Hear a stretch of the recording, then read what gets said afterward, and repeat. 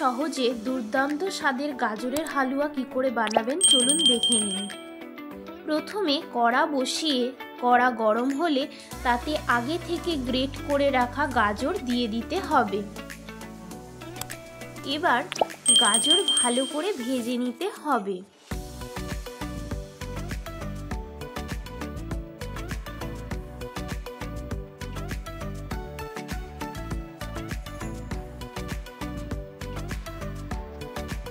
গাজরের colour change হয়ে এলে তাতে 2 চামচ ঘি দিয়ে আরো ভালো করে ভেজে নিতে হবে, যাতে গাজরের যে কাঁচা গন্ধটা থাকে সেটা চলে যাবে।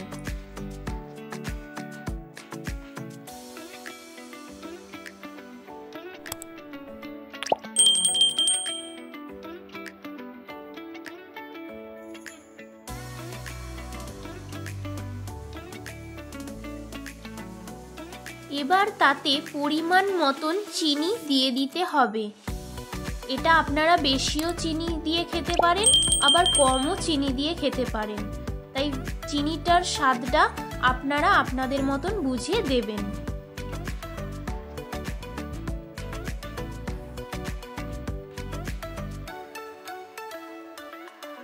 চিনিটা গলা অবধি গাজরটা ততক্ষণ ভালো করে ভেজে নিতে হবে।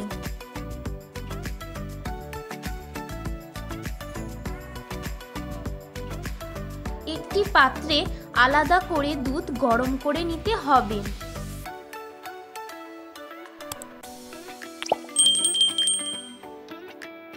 চিনি ভালো করে গাজরের সাথে মিশে গেলে এবার তাতে আগে থেকে গরম করে রাখা দুধ দিয়ে দিতে হবে।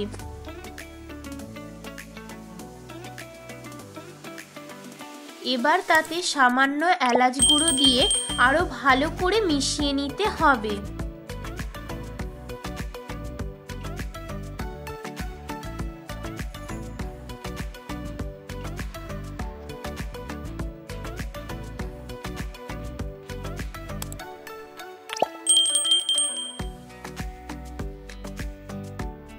ভালো করে মিশিয়ে নেওয়া হয়ে গেলে এবার আগে থেকে টুকরো করে রাখা কাজু দিয়ে দিতে হবে।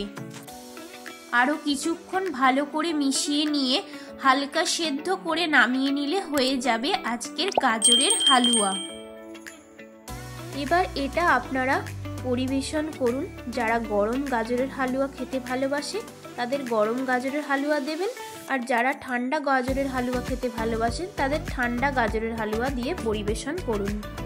আমার চ্যানেল সাবস্ক্রাইব করে রাখুন এরকম নতুন নতুন রান্নার ভিডিও সবার আগে পাওয়ার জন্য।